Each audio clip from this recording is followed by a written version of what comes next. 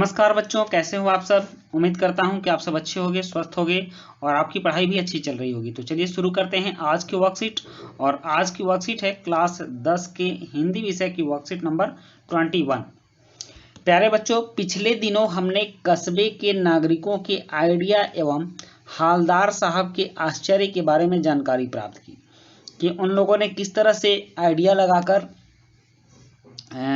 मूर्ति पर रियल चश्मा लगाया था, वास्तविक चश्मा लगाया था। उस चीज़ के, उस आइडिया के कायल थे हालदार साहब।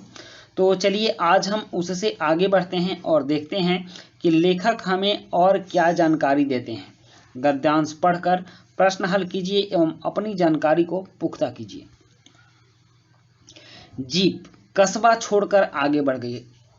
वह जीप जिसमें हालदार साहब आते थे और वह कस्बा जिसके चौराहे पर मूर्ति लगी थी आगे बढ़ गई थी। तब भी हालदार साहब इस मूर्ति के बारे में सोचते रहे और अंत में इस निष्कर्ष पर पहुंचे कि कुल मिलाकर कस्बे के नागरिकों का यह प्रयास सराहनीय ही कहा जाना चाहिए।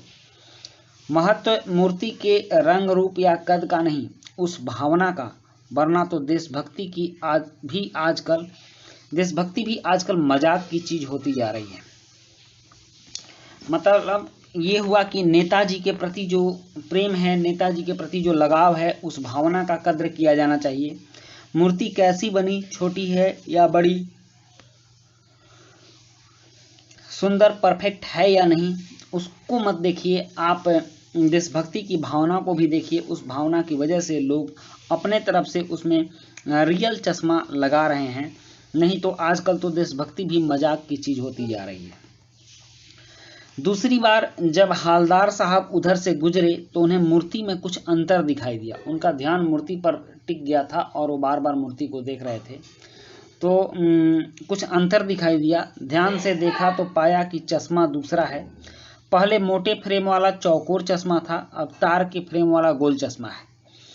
हालदार साहब का कौतुक और बढ़ा। वाह भाई, क्या आइडिया है।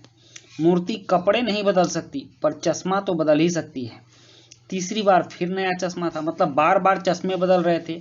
और ये आइडिया हालदार साहब को कौतुक से भर देता था, आश्चर्य से भर देता था कि भाई चश्मा लोग क्यों बदल रहे हैं।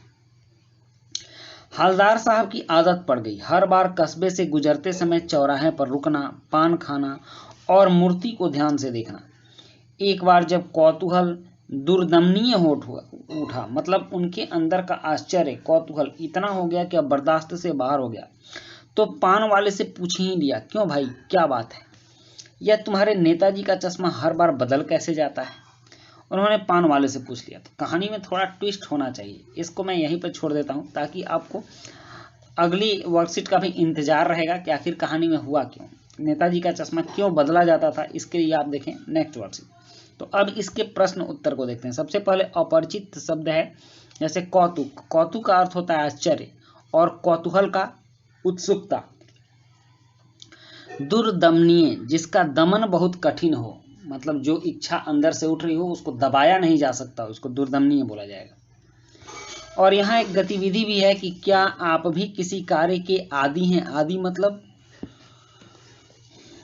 कोई काम करने की आदत है आपको, अपने अंदर की किसी ऐसी आदत के बारे में लिखिए। और कुछ यहाँ पर प्रश्न हैं, जैसे कि हालदार साहब की इस मूर्ति के बारे में और क्या सोचते रहे होंगे। उसके बाद है कि हालदार साहब को कस्बे के नागरिकों का कौन सा प्रयास सराहनीय लगा। तो इस तरह से कुल 7 प्रश्न है और एक गतिविधि मिलाकर 8 प्रश्न है।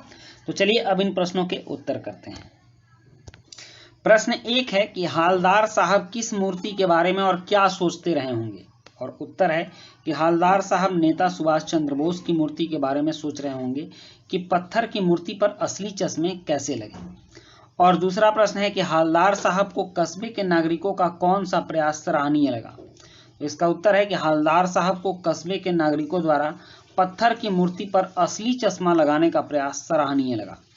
नेक्स्ट है प्रश्न 3 कि दूसरी बार उधर से गुजरते समय हालदार साहब को क्या अंतर दिखा और इससे उन्हें कैसा लगा। इसका उत्तर है कि हालदार साहब दूसरी बार वहां से गुजरे तो उन्होंने पाया कि मूर्ति पर इस बार मोटे फ्रेम वाले चश्मे के स्थान पर पतले तार की गोल फ्रेम वाला चश्मा लगा है।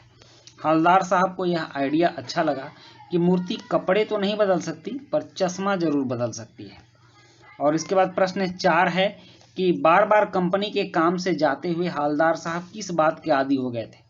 तो इसका उत्तर है कि बार बार कंपनी के काम से जाते हुए हालदार साहब को चौराहे पर रुकना, पान खाना और मूर्ति को देखने की आदत हो गई थी। नेक्स्ट है प्रश्न 5 कि गद्यांश में आए विदेशज शब्द छांट कर लिखिए। तो यहाँ विदेशज शब्द हैं आइडिया, कस्बा और फ्रेम तथा चश्मा।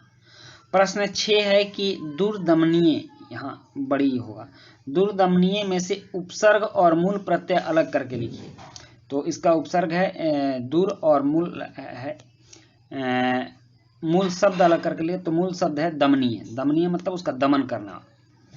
और प्रश्न 7 है कि सराहनीय में से प्रत्यय अलग करके उससे 2 शब्द बनाइए। तो सराहनीय में सराह धन नीय, तो नीय से एक पूजनीय हो जाएगा, फिर माननीय हो जाएगा। प्रश्न 8 गतिविधि है, क्या आप किसी भी कार्य के आदी हैं? अपने अंदर की किसी ऐसी आदत के बारे में लिखिए। तो सारे लोगों के अंदर कुछ ना कुछ खास आदतें होती हैं, तो उस तरह से आप अपने किसी खास आदत को लिखेंगे। जैसे कि मैंने लिख दिया है कि हाँ, मुझे अकेले में गुनगुनाने की आदत है। मैं जब भी अकेला रहता हूँ तो कोई ना कोई गीत गुनगुनाता रहता हूँ। तो बच्चों, ये थी आपकी आज की वर्कशीट, और आज की वर्कशीट कंप्लीट होती है। वीडियो अच्छी लगी हो तो लाइक, सब्सक्राइब, कमेंट जरूर कीजिएगा। मिलते हैं नेक्स्ट वीडियो में। Thank you.